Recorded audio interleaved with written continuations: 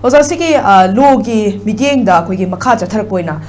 ITLF ki maikai di hai batare osa hasik se amkan state government ki maikai de ki koi national highway sing da chathong sing yana ba amadi koi khudingmak afaba positive oiba lambi rom da lakna ba kan sem li ngai cherak asida koi ITLF ki maikai di statement amkhak thokla pai tare osa koi hariba political gi oiba waroshina ma hari makoi gi demand adu fangna ba hasik lengak semba da hana yaubi aroi haina akan ba pressure am piramaga su adum yaukre same laba matung da condition amaki makada muk same gadabani habagi tongan tongan ba warol cherol kya ama thoki ba laikre masiki makha chatharak poina su amuk ITLF ki maikai digi press release ama amuk tholak pada diuza hajik se cookie zone ta ba haiba tare mafam sing asida maitai sing se changba yade haiba koigi maitai sing changba yaroi amadi political gi ba waroshin purak trifo ba lantheng nari ba koigi kangrup singna center na semla ki ba buffer zone asi lansil loi dabani haiba yam fong na dum press statement na tholo pai tare oja singi matang di hojik fo ba mamang dagi sukui ba chahi sidagi horaga ai ne ada ba thabak lo ne ada ba thabak adum tawraga lakpa adagi su da leiri ba singna khulai pairaga fongna khunja sing da dum kian khangan ba oza hajik litan da su ngarang han da dum thoki ba su laikrabani ireng naga khun da su dum thoki ba laikrabani koigi nongmei maton da red ribbon ki bagi adum social media da natraga pauche sing da dum fong na dum uraga lairabani oza aduda hajik thablakli ba wafam sing tawri ba thong sing asida hajik fo ba action lokhat ba gi mami suku ujibse musita singna kari maram gi no natraga adum manungda moi misen adum wari sanaraga lotion crowza kamai thamini gi soi matang gi si Manipur lo sidi singi lo di tamgi lo ada top jaga gi lo lai pote lai special lo khale there's different thing ne na lo si akoi ya soi beni si this a fall of state government gi fall ne ai di center di maran ta lai din lawi center di maran da ji de koi da lai state government se matam sana mathok tok do bane aduna state government si mathok tok do ga di yam lu bai tare aduna mase koi khangadabani the fall is for state government is mathok tok do sigi pothok ne Manipur da leisi koi na thabak tok track this nothing to do with today's 1972 state root phang bodage koi thabak tok trabani adu thabak tok do gi dosa ne mase aduna koi lewa ngak pasi governance by the provisional constitution koi tawbaite adagi sembam thokpa lo du matam sana semde aduga lairiba law sing ko implement toba peace time de implement haire aduga law violate tawgan enforce toba implementation and enforcement part ko zero ne ba made tholai ni highway bu thingba yabro thinge lokhu odana ai nongmai ji pakai pai aputi nongmai pai ga haira ga di only ya do si arms act 1959 gi makhada authorized to the nongmai pai aputi rule 2016 gi matungina nongmai pai ga doi akoi sida arms act na yada ba arms rule na yada ba nongmai myam pai ti tawna bro pithibri taw poti adu ga di madu matak action logum tok action log de akoi law di lay ba akoi na law da si swak sawbi ga nuko abi ba sina khang da ba adagi de akoi na ngang ozana law ngang le re karim tadi taw di adu de akoi thabong na ti akoi di law suma lay utpase that's our thabong aduga law du chalai ba di aina chalai ba yaroi ba police na chalai du ne government na chalai du ni adagi in aid of civil power gi laiba Assam rifle adagi BSF laidna ko moina civil CRPF moi di mathan taw ba yade civil power aid taw du ne khoina khang da bani na adu so khoina sina ba haitre adu sing du na law du chalai ga du ne terrorist du pha ga du ni terrorist jail tham du ni trial taw du ni moi mathak ai highway da taw du shoot the side order taw moi mathak encounter on the spot tu no mi kapa highway du chalam be adu magi pot du de khoina da taw dre tidi lu gi marana te lu bu chalai ba mi si ji marane particular state government kai no hakanda police ka public order ga state government gi thabak ne adu khoina taw daga di khoina kadu du ri mo taw da kana taw du ri kana ta la taw be America ke president Donald Trump la ga taw be yaroi India ki honorable prime minister Narendra Modi la ga taw be yaroi adagi di Amit Shah honorable home minister Union Home Minister la ga taw be yaroi it should be done only by the state government only by the police taw du thabak na bani da adu taw daga di kai no khuin taw du jibo adu na aina khamada center di maral kanta laite maral lai sidi state government ni thabak taw du gi dosa ne ba sidi ai gi yumda ꯆꯥꯛ ꯊꯣꯡꯉ ꯊꯝꯕꯤꯔꯒ ꯆꯥꯛꯇꯨ ꯊꯤꯔꯒ ꯆꯥꯎ ꯍꯥꯏꯗꯣ ꯗꯤꯜꯂꯤꯗꯒꯤ ꯂꯥꯛꯑꯒ ꯊꯤꯕꯤꯗꯧ ꯅꯠꯇꯦꯕ ꯑꯩꯅ ꯊꯤꯔꯒ ꯆꯥꯖꯒꯗꯧꯅꯦ ꯍꯥꯏꯕꯅꯤꯗ ꯑꯩꯈꯣꯏ ꯁ꯭ꯇꯦꯠ ꯒꯣꯚꯔꯟꯃꯦꯟꯠꯅ ꯀꯣꯟꯁꯇꯤꯇ꯭ꯌꯨꯁꯟꯗ ꯄꯤꯔꯤꯕ ꯄꯨꯂꯤꯁ ꯄꯕ꯭ꯂꯤꯛ ꯑꯣꯔꯗꯔꯁꯤ ꯑꯩꯈꯣꯏꯅ ꯉꯥꯛꯀꯗꯕꯅꯤ ꯑꯩꯈꯣꯏꯅ ꯇꯧꯕ ꯉꯝꯗ꯭ꯔꯦꯕ ꯑꯗꯨꯕꯨ ꯑꯩꯈꯣꯏꯅ ꯃꯤꯉꯣꯟꯗ ꯇꯥꯏꯅ ꯌꯥꯕ ꯀ꯭ꯔꯣꯁ ꯕꯣꯔꯗꯔ ꯇꯦꯔꯣꯔꯤꯖꯝꯒꯨꯝꯕ ꯃꯄꯥꯟꯗꯒꯤ ꯆꯪꯉꯛꯄ ꯇꯦꯔꯣꯔꯤꯖꯝꯒꯨꯝꯕ ꯀ꯭ꯔꯣꯁ ꯕꯣꯔꯗꯔ ꯇꯦꯔꯣꯔꯤꯖꯝ ꯍꯥꯏ ꯑꯗꯩ poppy ꯊꯥꯕꯒꯨꯝꯕ ꯗ꯭ꯔꯒꯀꯤ illicit drug trafficking, illicit arm trafficking, sidadi center ki thabak changi. Adu koi center da apprise to changi. Sidani koi na layak ka haiba koi ki council minister, chief minister mo changi ba. Adu ka ada center da masa khai na hai changi. This is the issue in money. Adu hai matam center na action lor kane. Koi ngasi bokta prime minister da, home minister da, atopa minister sing da. Fazana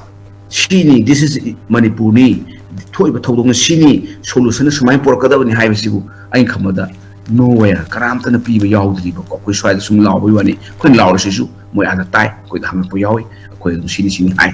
khon su dum paw thong any jaga unabada adum khoi level da khoi hona je adi research paper e na khotna mayam da khoi na open access kan da phong da mayam khali अदर आइना ताक्सबदी हुजिकी post तौगदब थबकटुदी government centre state relation in यावरिबा कोन अदुनी constitution जे लोइ लेरे सेंटर स्टेट रिलेशन सेंटर गा आइखोइगा करी कमाइ तौन रिलेशन लेगदा गैबसे this also given under the constitution हाबदना लेजिस्लेटिव रिलेशन लेबा लॉ सेंबदा यूनियन गा स्टेट गा करी मरी लेनेदा गेजे कॉन्स्टिट्यूशन यावरे अनि सुबदा एडमिनिस्ट्रेटिव रिलेशन लेबा ngakpada center ga state ka kari mari lene de haji nu yawe mathang da financial relation chen thum da kawai mari lene adu da takpadi leba nga ko kai moram de constitution lo yaw le me adu da takpadi akhoi sida lebak si ko mai na ngai no khoi na khangje de phajana ngai hai khoi na tajabada da de khoi ang nuai je ta ba asengbadi constitution ki tim ma ne yo mo lebak si nga ka da ha madu manung da mapanda there's different thing constitution khangba mi manga ma tara mana naina raga lebak si ngak tara lebak ngak pa tang wagan e wakana ngak pudi ngakani that is the so ngak pa hidu neba ko aduga phajana tawse haragadi constitution si pa naina raga khoni thokpa naina raga amita thokpa du maina constitution si naini gai tholka duin paisa yam kairak pa adagi center na koi masa khangbi ba ade kai hatare manipur je sakhot pa biksit bharat biksit manipur por kani kai se mission haiba so mayam di tawse haragadi constitution ji ni constitution is real khoni khazana as a constitution ne and constitution ji constitution da nungai taba area khoi da more piram da ba yam lay des different thing taw da bu khoi da lay ba khazana asi lay ri portion sina un chang khoi sina ba hai ta hai ta adu gi po ni adu hoji ki du ai hai je ba do cabinet expansion is the prerogative power of the chief ministers madu du khangna sina biro da ani subada highway da kai thing is di law du apply tawro dana adagidi ITLF naga haidu law musu leibani mabaina sumaina karan turan tawba singdudi NSA palo National Security Act 1980 ki matungina sahi ma without trial tawre mali detention tawba yare adu hauji pokta NSA su chamane kaha gaya National Security Act manipur lairi law di akuna salaibi yaroi adagidi union government salaibi yaroi law should be implemented and enforced by the state government DC na police na salai ga tabani hai bani da adu na koina law da di sutai tai na ba de ko koina tai na ga do ji mi sing si law operate to ga ba law implement to ga ba adu thugai ra ka enforce to ga ba mechanism se ko active oidre masi ka ta tawdre tawraga de ra khamba da manipur irang 2023 ki May 3rd ki thole irang si kaim na ti si di within a week kana te da only 1 or 2 day da Keda mai te melam susam podagi mori dagi cheli se semum du thokte koina thingnaga mafam du da dum lehen gadabani ade somdagi sen gi sing su semum thokta bangak tani akoi gi sidi kaino moni de am nuai te da kapning ni da khoidi haidi lu de lu ni yaw lu da mata tawi da ba ade ina khamada we still hope lu je hagula khini khali hagot padu matha da hagol oi mi na hot mi du na hagot padu lu yaw ko ne ade mi du na hagot traba mi du na lu apply taw traba no future nothing aduna ai khamada lo de dum lay lo singdu khuna salai ba mu changi aduna ne khoina kan ngang ji kaino kanda kwai la sa lak to ji rulop lo sin to ko doini aduna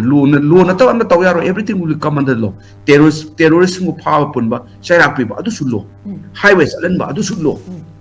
adagdi moi ki political settlement ma pura pui wari hai bato id polken si som pan ning da ko ji freely polken settlement por kadab ni kaina khoi akhoi ki maitei ki marakta ki su ade atop scholar ki marakta su yawe polken settlement is very very dangerous and the political settlement pura pui aroi Manipur is total different from other Nagaland west eastern Nagaland settlement pura adu atop mafam settlement tawre mo yam khenei ko Kashmir ka karanga loi khenei Manipur ji tongan maneba Manipur hill mayam sing mayam se is never included under exclusive in a partially excluded area. Government India 1935 ki excluded in the partially excluded area. Amata san ki deba Manipur ching hill sing city Maharashtra control toga leba govern toga maneba ko aduna city exclusive in a partially excluded area 1935 government India eki makhada su adu matung leba ngam deba adu exclusive and the partially exclusive areas into the 6th schedule and lakado in India. Adu Salodava, a tribal areas in the 5th schedule and oil Kadune. Ako Manipur, the 6th schedule Salam de 5th schedule Salam de constitution, Sigi philosophy, the kind of other. Manipur is totally unique structure. Ako the sing the tongue with a punna. Governed or money, quick in Tona. Aduna Tapadi, Adugi Porto Neva, Aduna sings Kaido Pasoya Dev, sings autonomy people to Yaroi, Aduga sings autonomy people to Yaroi. 5th schedule lebe yaroi 6th schedule lebe yaroi Nagaland type ta say autonomy piraga asisu to yaroi akoi structure tongan bani haibani da akoi di district council a kuma kari ko sem ga rule tawjabane 370 c amasung akoi gi kano 1972 gi hill area committee order adu matung rule tawna akoi tongan ba unique structure amane sigi patterns dum sakadabani there is no need for political settlement amata darkar laite don't use the term political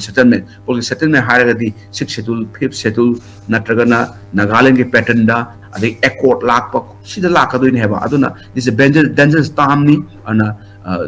government India should be very clear, government Manipur very clear akoi da no political settlement will be tawoi akoi gidi